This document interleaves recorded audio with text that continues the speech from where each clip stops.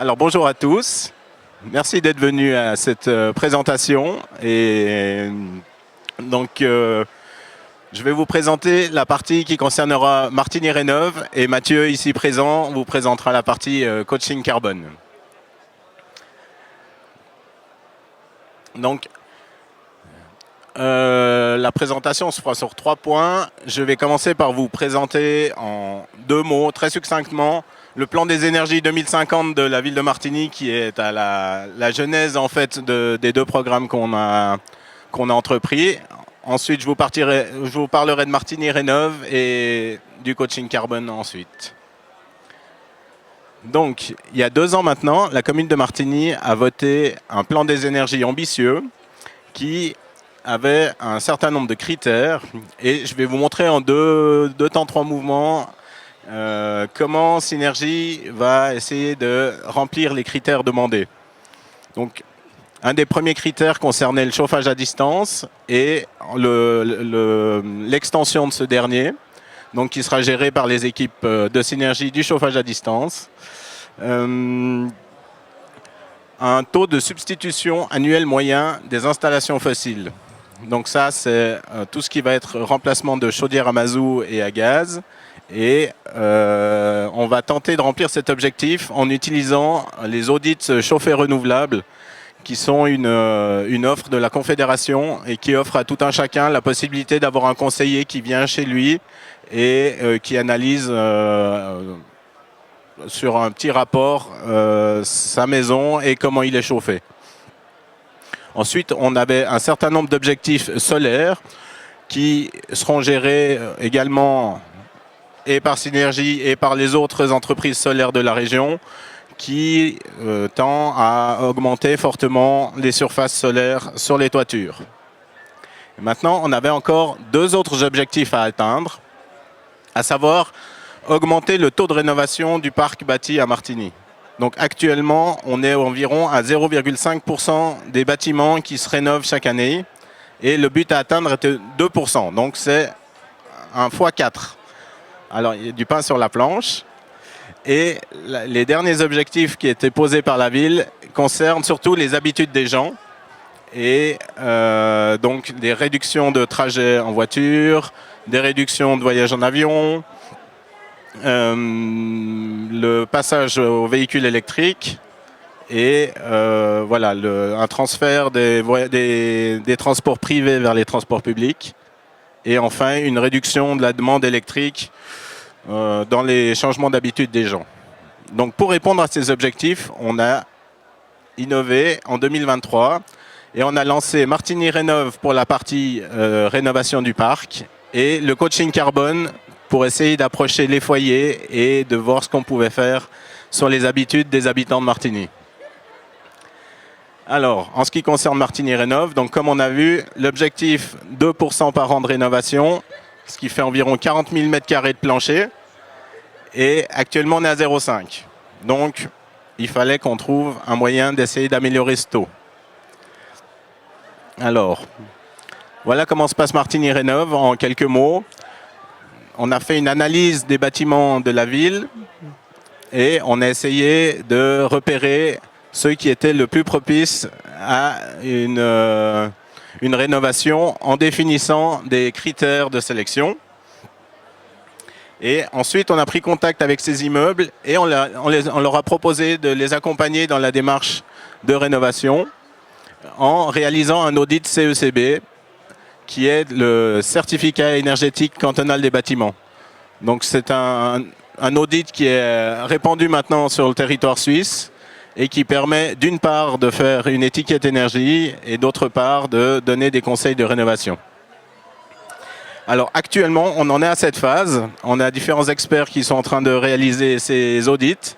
Et la phase suivante sera de rassembler les propriétaires et les différents professionnels des branches de la construction pour que les propriétaires puissent approcher ces personnes et leur poser les questions qui les turlupinent et qui les freinent dans leur souhait de rénover leur bâtiment. Et suite à ça, on aura un suivi des démarches des immeubles qui souhaitent continuer l'aventure de la rénovation. Alors les fameux critères de sélection qu'on a choisis, on a sélectionné les immeubles qui étaient construits avant 2000, parce qu'on le verra plus tard, c'est ceux-là qui sont éligibles pour le programme de subvention qui nous intéresse. On a choisi ceux qui étaient chauffés au fossile et à l'électrique, parce que c'est là qu'on avait le plus de potentiel de réduction de gaz à effet de serre et d'économie d'électricité. Et des immeubles d'au moins 3 appartements afin de maximiser les économies par objet. Il y avait un quatrième cas qui est un peu plus particulier, mais on va essayer d'approcher tous les immeubles qui vont prochainement se raccorder au chauffage à distance. Je vous expliquerai ensuite pourquoi. Donc voilà la carte qui est sortie. Ça faisait pas mal d'immeubles et il en manque encore un certain nombre. Parce qu'on a un certain nombre d'immeubles chauffés au mazout dont on n'a pas les données qu'il fallait, mais on s'occupera d'eux bientôt. Donc Martigny Rénov' en 2023, c'est 140 immeubles qui ont été contactés, 9 experts CECB qui sont situés sur la ville de Martigny et qui s'occuperont par la suite des audits. Sur ces 140 immeubles, on en a 54 qui ont montré de l'intérêt et qui sont venus à la première séance d'information. Et suite à ça, 22 ont décidé d'aller plus loin et de se lancer dans l'audit CECB et le rapport de conseil de rénovation. Il restera encore à réaliser le workshop, donc l'atelier qui aura lieu le 28 novembre prochain. Donc vous voyez, on est encore en cours de démarche pour cette première volée 2023. Alors, avec ce que j'ai pu voir pendant les séances d'information et en discutant avec les divers propriétaires, voilà ce qui les a poussés à franchir le pas. Donc, je vais en parler après, mais c'est vrai qu'actuellement, il y a un programme de subvention qui est très intéressant si on est prêt à rénover substantiellement son appartement, son immeuble plutôt. La variation des prix de l'énergie qu'on a pu voir ces 2 dernières années, c'est clairement un facteur qui décide et qui pousse les gens à vouloir rénover. Si on consomme moins, on sera de toute façon moins touché par des augmentations futures du prix de l'énergie. Un autre critère, c'est que voilà, les immeubles vieillissent et perdent en valeur, et le fait de les rénover permet de maintenir la valeur de l'objet. Et ensuite, il y a forcément les économies d'énergie suite aux isolations de toiture ou de façade, l'augmentation du confort et les réductions d'émissions de gaz à effet de serre. Donc voilà, tous ces bons arguments qui poussent ces différentes PPE et autres régies à poursuivre l'aventure avec nous. Alors, je vous touche 2 mots sur le CECB parce que c'est un des objets centraux de ce programme de rénovation. Donc, un CECB, il va avoir un CECB+, pardon. Il va avoir 2 buts principaux. Le premier, ça va être de faire un état des lieux actuel de votre immeuble. Donc, le résultat sera une étiquette énergie, comme on pourrait en voir sur les frigos, avec 2 notes principales. Donc, la première à gauche qui va juger l'efficacité de l'enveloppe. Comment est isolé l'immeuble et quelles sont ses déperditions d'énergie à travers l'enveloppe. Et la deuxième note qui va juger comment est produite l'énergie dans l'immeuble et comment est consommée l'électricité. Donc ça sera vraiment plus axé sur la production de l'énergie et la première note sur l'enveloppe. Et cet audit est nécessaire pour participer au programme M10 du programme bâtiment dont je vais vous parler maintenant et qui est un programme dont on n'a pas l'habitude parce qu'il n'a pas les mêmes exigences, mais on verra, il n'a pas non plus la même rentabilité. Donc, pour participer à ce programme de subvention, voilà ce qu'il fallait qu'on propose aux immeubles qui participaient. C'est qu'à partir des 2 notes de leur état actuel, ils doivent augmenter ces 2 notes d'au moins 2 classes. Donc, ça nécessite un investissement dans l'isolation et un investissement sur la production de chaleur. Et on peut voir par exemple un exemple ici d'un CECB. Donc, il va nous donner l'état initial qu'on a vu avant en G pour l'enveloppe et E pour l'efficacité énergétique. Et une variante B, par exemple, permettrait de monter à C et B, ce qui correspondrait à une augmentation de 3 classes. Et puis là, on voit les versements qui correspondent à ces classes. Donc, contrairement aux subventions classiques, où on paye les gens au prorata de la surface qu'ils ont isolée, par exemple tant de francs par mètre carré isolé, cette subvention, elle va donner un montant par mètre carré de plancher. Donc, il devient particulièrement intéressant pour les gros immeubles qui ont une grande surface habitable. Je vais vous faire un petit exemple d'un immeuble qui est en train de se lancer maintenant dans cette démarche sur Martigny. Donc les travaux ne sont pas encore effectués, mais les offres ont été demandées. Donc on a une idée relativement précise des prix de cette rénovation. Donc c'est un immeuble assez classique, 6 étages qui date de 1970, 12 appartements et environ 1300 mètres carrés de plancher. Au début des années 2000, ils ont dû refaire leur toiture et ils l'ont isolée avec 12 cm d'isolation. Et il y a environ la moitié des propriétaires qui ont choisi de remplacer leurs fenêtres pour le moment. Alors voilà ce que ça peut donner. Donc, je vous ai fait la liste des rénovations qu'ils avaient prévues.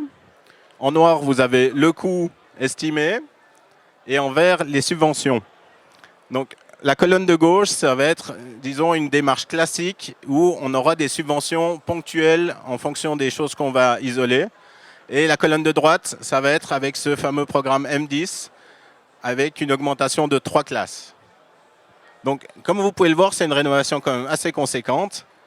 Ça nécessite le raccordement au CAD, une isolation périphérique de tous les murs, avec le remplacement des caissons de store, la pose d'une installation photovoltaïque en toiture et voilà, le remplacement de tous les éclairages par des LED, voilà, qui est moins souvent décidé, mais là en l'occurrence, ça faisait un moment que c'était prévu, donc ça fait partie du programme.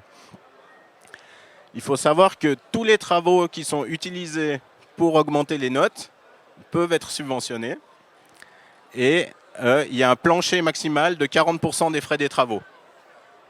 Donc, si on prend la première colonne, ici, on a toutes ces subventions qui sont ponctuelles. Donc, si on se raccorde au chauffage à distance, pour un immeuble de cette surface, on aura une subvention de 15 000 francs. On touchera 53 000 francs pour l'isolation des façades et 6 000 francs pour la pose des panneaux solaires. De l'autre côté, toutes ces subventions, elles disparaissent, sauf celle du solaire qui est un petit peu à part. Et à la place, on touche une subvention globale au prorata du nombre de mètres carrés et du nombre de classes gagnées, ce qui nous fait un total théorique de 228 000 francs. Maintenant, étant donné qu'on est limité à ces 40% de travaux, on peut voir qu'on a dû réduire cette subvention à 205 000 francs et qu'on a environ 30 000 francs de cette subvention qui ne sont pas utilisés. Mais la différence, elle est nette.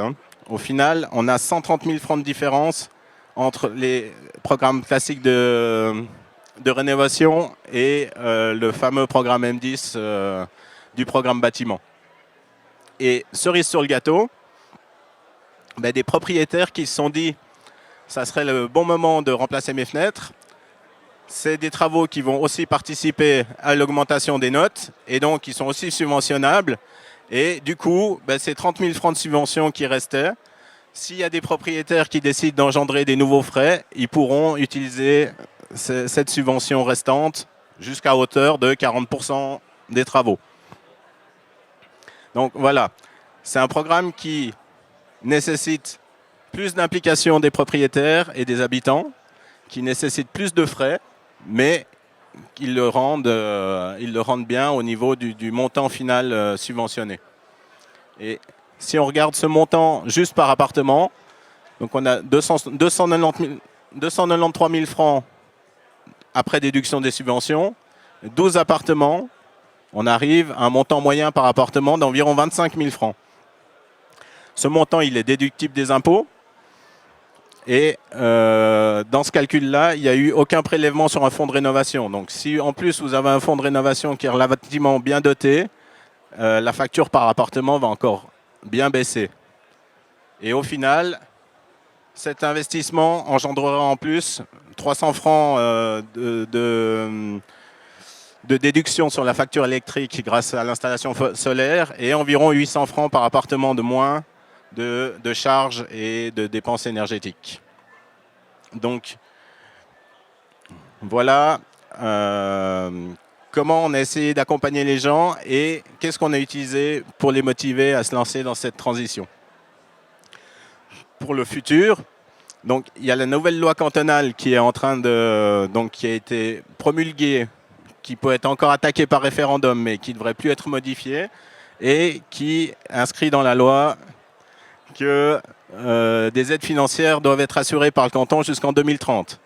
Donc, ce qui laisse quand même quelques années d'assurance pour planifier des rénovations. Quant à Martigny Rénov', le but maintenant, ça va être de travailler de concert avec le chauffage à distance et d'essayer d'anticiper. Là, cette année, on l'a lancé pour la première fois et on arrive un peu tard chez les gens vis-à-vis de leur raccordement au CAD. Parce que ce qu'il faut comprendre, c'est que d'une fois que vous êtes raccordé au chauffage à distance, cette note-là, elle va être d'environ B, voire C. Et ce qui veut dire que c'est plus du tout possible de participer au programme dont on vient de parler, parce que les deux notes doivent être augmentées. Donc, c'est vraiment une occasion unique et il faut être prêt au moment où on se raccorde au chauffage à distance à se lancer dans ces rénovations. Donc, l'État laisse 3 ans pour faire les travaux, mais il faut quand même que ça soit planifié et c'est clair que la facture sera moins douloureuse si on a pu renflouer sur 2 ou 3 ans le fonds de rénovation plutôt que sur 6 mois. Donc, voilà pourquoi nous, notre futur, c'est de collaborer avec le chauffage à distance et de pouvoir anticiper au mieux ces futurs immeubles raccordés. Et en 2024, on devrait pouvoir accompagner un nouveau groupe d'immeubles qu'on est en train de choisir maintenant. Et si vous êtes propriétaire, administrateur d'immeubles qui répondent aux critères qu'on a vus avant, n'hésitez pas à vous manifester, vous serez les bienvenus et ce sera avec plaisir qu'on vous accompagnera. Donc voilà, s'il y a un message que je peux vous transmettre à la fin de cette présentation, c'est cette subvention M10, c'est une occasion unique. C'est vraiment quelque chose qui va durer un temps, mais elle ne sera pas éternelle.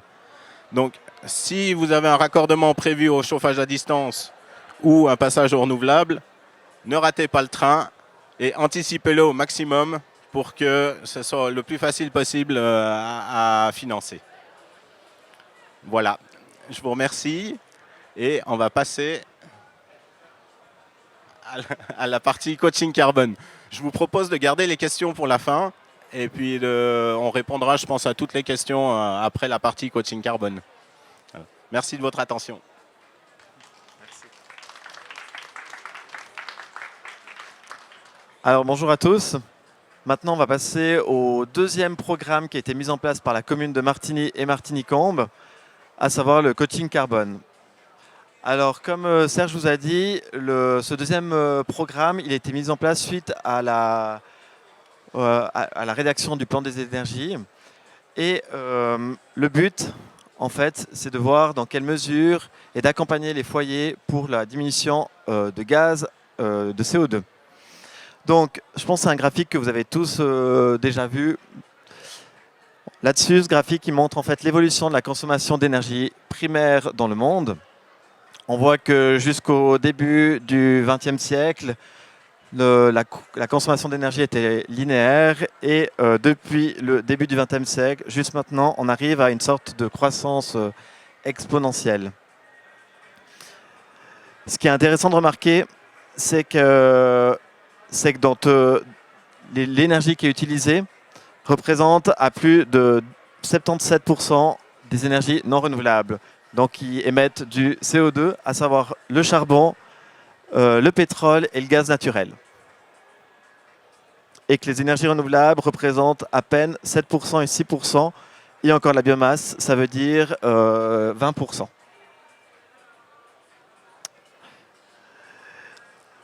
La consommation d'énergie, elle est directement liée ou plutôt les émissions de gaz de CO2 sont directement liées à la consommation d'énergie. On peut voir que c'est quasiment le même graphique. Et ce qui est intéressant de remarquer, c'est les diminutions d'émissions de CO2. Et ces diminutions de CO2 sont en fait la conséquence de crises géopolitiques. Malgré toute la bonne volonté qu'on essaye de faire depuis quelques années, on voit que ça ne change pas beaucoup. Donc en 1932, c'est la première crise du crash boursier. En 1945, c'était évidemment la conséquence de la Deuxième Guerre mondiale. Là, on voit qu'on a une augmentation relativement importante qui était les fameux 30 glorieuses. Là, c'était le fameux premier crash, la première crise pétrolière. Ensuite, on arrive à la deuxième crise pétrolière avec cette diminution. Là, c'était un peu la crise de l'Union soviétique, plutôt le démembrement de l'Union soviétique avec tout ce qu'il y a eu comme crise aussi boursière. Là, la petite diminution qui était en lien avec la crise des subprimes. Et là, comme vous le connaissez tous, le Covid. Ce qu'on peut peut-être dire aussi, c'est que depuis les années 90 jusqu'en 99, on a une augmentation du CO2 de 1% par année. Entre 2000 et 2009, on voit que la pente est nettement plus importante et cette augmentation de gaz, de CO2 était de 2,9%, donc de 3%. Et depuis 2010 jusqu'à 2020, cette augmentation a diminué augmente toujours de 1% en moyenne. En 2020, on a fait une nette diminution de 5,2%. Alors vous allez me dire, qu'est-ce qu'il en est en Suisse? Donc on voit que les émissions de CO2 sont directement liées à notre consommation d'énergie et plus particulièrement notre consommation d'énergie non renouvelable. Donc en Suisse, on a 35% de pétrole, 12% de gaz et 16% de nucléaire. À voir si on le met ou pas dans le compte des énergies non renouvelables. Et on a 32% d'énergie renouvelable. Donc ça veut dire que si on met en compte dans le nucléaire, on arrive à 63% de part d'énergie fossile et donc non renouvelable qui est utilisée en Suisse. Ce qui est quand même, il faut le dire, un poil moins qu'au niveau mondial. Donc sur ce constat, il faut savoir d'où viennent nos émissions de gaz, de CO2 en Suisse. Et on peut dire que c'est globalement trois secteurs qui sont relativement tous plus ou moins équivalents, à savoir le logement, comment est-ce qu'on est chauffé, les transports, comment est-ce que la mobilité en fait, comment est-ce qu'on va d'un point A à un point B, et notre alimentation. Donc ces trois domaines représentent en fait 67% de nos émissions de CO2. Et le reste, c'est tout ce qui est un petit peu consommation, biens de consommation, ça représente le dernier tiers. Donc, qu'est-ce que l'empreinte carbone? Il faut savoir qu'en fait, en Suisse, chaque Suisse émet, ou chaque Valaisan, comme vous voulez, 13 tonnes de CO2 par année. Et les accords de Paris, qu'est-ce qu'ils disent? Ils disent qu'en fait, on doit arriver à une diminution de 1,5, on doit arriver à 1,5 tonnes de CO2 par année, ce qui veut dire 90% de diminution. Donc, le chemin, il est encore très, très, très, très long. Et c'était notamment la volonté de la commune de Martigny et de Martigny-Combe de mettre en place ce programme pour dire aux familles comment est-ce qu'on peut, d'abord, où vous émettez, et ensuite comment est-ce qu'on peut faire des efforts pour diminuer ces émissions de CO2. Ce qui est intéressant de savoir, c'est qu'évidemment, c'est tout ce que représente 50 francs ou 50 kilos, mais on ne sait pas à quoi ça correspond une tonne de CO2. Et une tonne de CO2, c'est par exemple 400 litres de mazout, ou bien c'est par exemple un aller à Genève-New York, en avion donc, bien entendu, c'est 1,1 tonne de papier, ou bien c'est encore 17 kilos de bœuf. Donc ça nous parle peut-être un peu plus. Alors, donc, suite à ce programme de coaching carbone, il émane également du plan climat qui a été adopté en Valais, qui dit que, ou plutôt la volonté en fait, de diminuer nos émissions de CO2 de 60% par rapport à 1990 d'ici 2030. Donc c'est quand même une assez grande ambition, et d'atteindre le zéro net en 2040. En fait, ils disent ça le zéro net, mais il faut aussi savoir que même si entre nous on ne consomme rien, on est quand même responsable de 2 tonnes de CO2 par année qui vient en fait des services publics, de la santé, des infrastructures routières, des écoles, etc. Donc même si on ne fait rien, si on ne consomme rien, on émet quand même 2 tonnes de CO2 par année. L'autre objectif du plan climat valaisan, c'est notamment de s'adapter au changement climatique, au dérèglement climatique. Alors on voit bien que nous, tout seuls, on ne peut pas faire forcément grand-chose par rapport à tout ce qui nous entoure. Mais par contre, on sera une possibilité qui est importante de faire, c'est de comment être le plus résilient possible au changement climatique. Et puis ça, on doit tous s'adapter si on veut souffrir le moins possible du dérèglement climatique. Et donc le dernier point du plan climat, c'est d'accompagner la transition vers des modes de vie plus durables. Alors, par rapport à ces différents objectifs du plan climat, le coaching carbone, c'est dans le but d'accompagner les citoyens pour savoir combien est-ce qu'elles émettaient, et puis surtout pour les aider à réduire leur impact environnemental.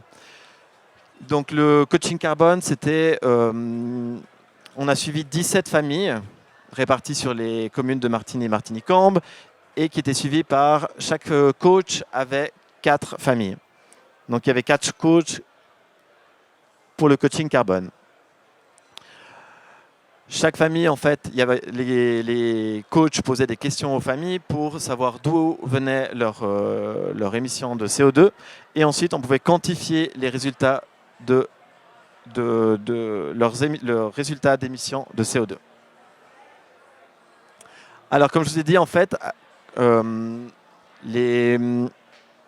ces résultats d'émissions de CO2 il y avait des domaines bien particuliers, et on abordait le domaine de la mobilité, de l'habitat et puis de l'alimentation. Et dans le domaine de la mobilité, ce qui était intéressant de remarquer, et comme vous le savez très certainement sûrement, c'est que évidemment ce qui consomme pas ou peu, ou ce qui émet peu ou pas de CO2, ce sont évidemment tout ce qui est en lien avec la mobilité douce.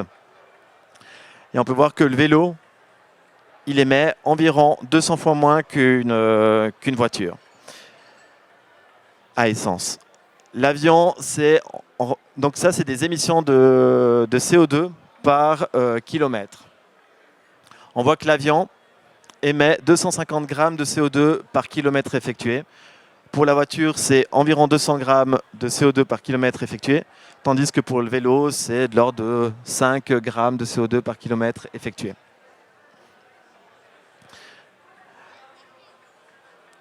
Le deuxième point qu'on abordait avec les différentes familles, c'était de savoir comment est-ce qu'elles chauffaient et dans quel était leur mode de consommation au niveau de leur chauffage. Et ce qui est intéressant de remarquer, c'est qu'en Suisse, l'énergie utilisée pour le chauffage est en 2021, donc ça c'est en pourcentage de la population, donc 40% de mazout, 25% de gaz, et le reste c'est des sources d'énergie renouvelables, à savoir 16% c'est les pompes à chaleur, le reste c'est le bois, chaleur à distance, et il y a encore environ 5% c'est d'électricité. Et donc, c'est que plus de 60% de la population suisse se chauffe encore avec des énergies non renouvelables, à savoir du gaz, du mazout ou de l'électricité, des radiateurs électriques.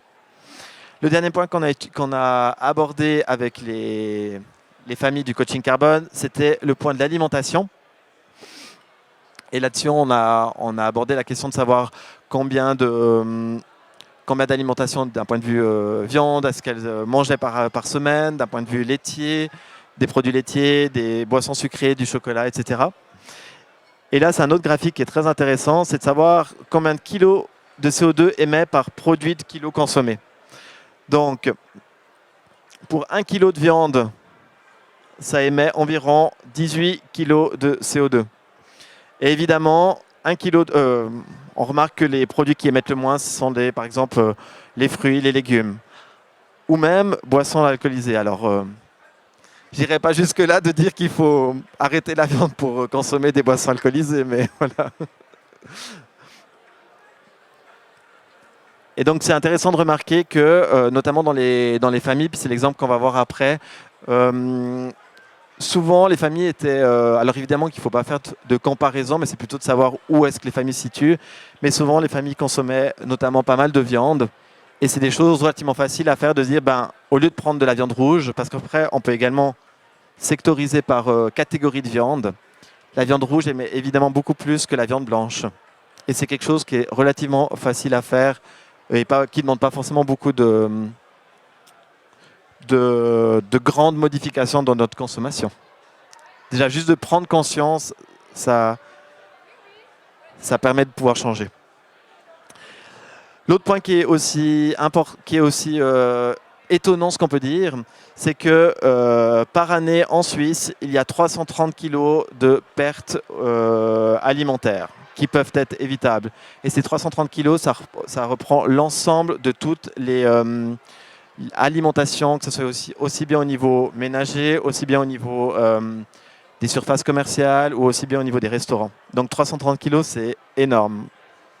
Et ça, évidemment, ça a également un impact sur notre rejet de CO2. Donc, l'exemple d'une famille, c'est sur un programme qui s'appelle Tapio, qui a été effectué.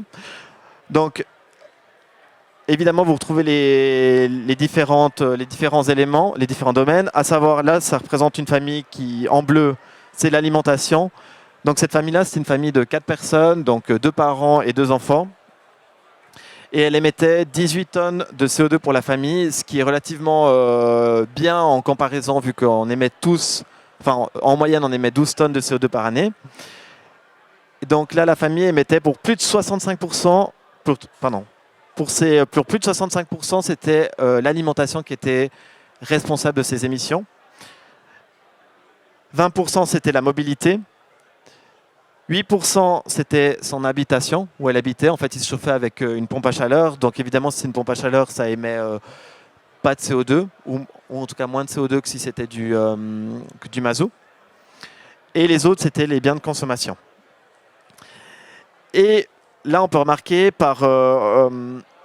en fonction des différentes catégories, on voit que c'était une famille qui consommait relativement beaucoup de viande. Et cette consommation de viande, elle représente par année 8 tonnes de CO2 par année, ce qui représentait en fait 45% de leur émission de CO2. Donc 45% de la consommation d'un point de vue de la viande était responsable pour cette famille.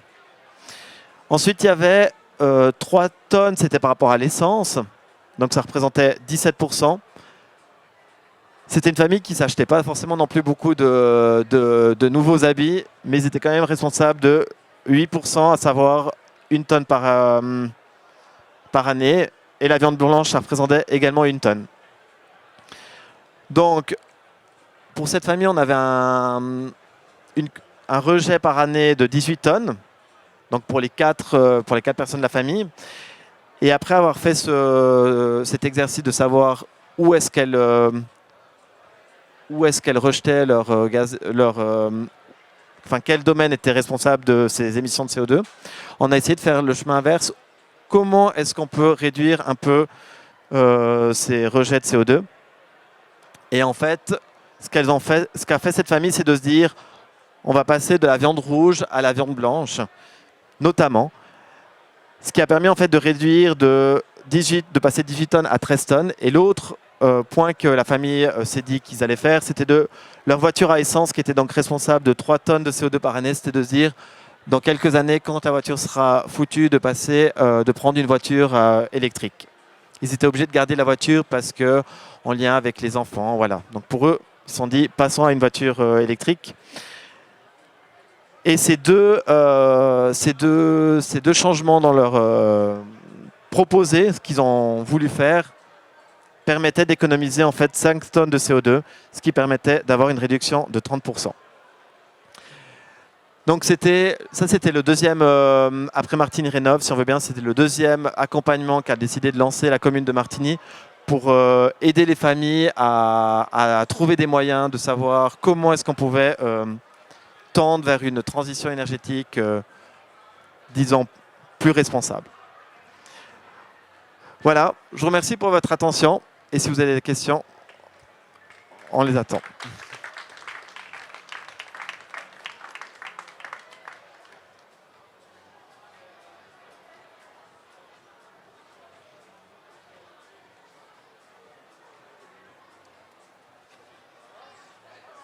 Et si vous n'avez pas de questions, vous êtes tous invités à l'apéro offert par Synergie.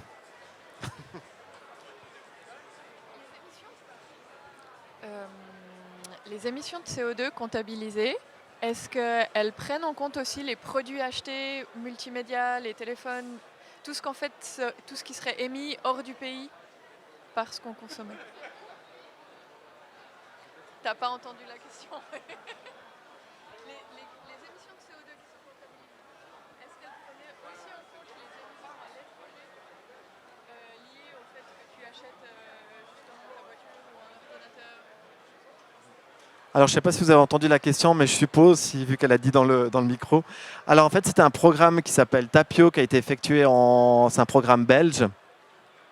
Parce que ce programme de coaching carbone, il y avait une volonté de s'inspirer de ce que faisait la Romande Énergie avec le programme Ma Commune et moi. Donc, nous, on s'est greffé à ce programme-là. Et ce programme Tapio, en fait, c'est une simplification par rapport au domaine, donc habitat, mobilité et alimentation.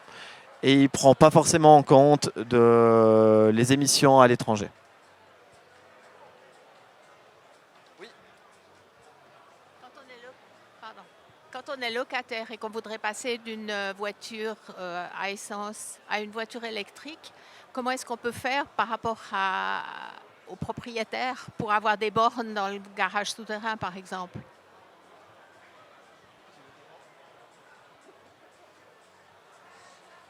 Vous avez tous entendu la question, je suppose. Alors, très bonne question. Peut-être pour pas que je dise de bêtises, à Synergie, il y a notamment un secteur qui s'occupe de tout ce qui est la mobilité électrique. Mais d'une manière générale, le plus simple, c'est toujours de demander à son propriétaire. Ou si le propriétaire ne veut pas, il y a aussi une possibilité, c'est d'aller charger sur les bornes électriques de la commune. Et en soi, ça ne change pas grand-chose. C'est juste que c'est plus d'embêtement. Si on habite, je ne sais pas, à un endroit au Grand Saint-Bernard, ben, on peut aller chercher à la place de Rome, pour dire un exemple. Mais en tant que locataire, de demander à son propriétaire, je ne sais pas dans quelle mesure il y a une obligation. À mon avis, il n'y a aucune obligation que le propriétaire installe une borne de recharge. Mais c'est comme si on demandait de changer la cuisine ou la salle de bain. Voilà. Mais on va tendre évidemment à ce qu'il y ait de plus en plus de bornes de recharge électriques pour le futur, à mon avis.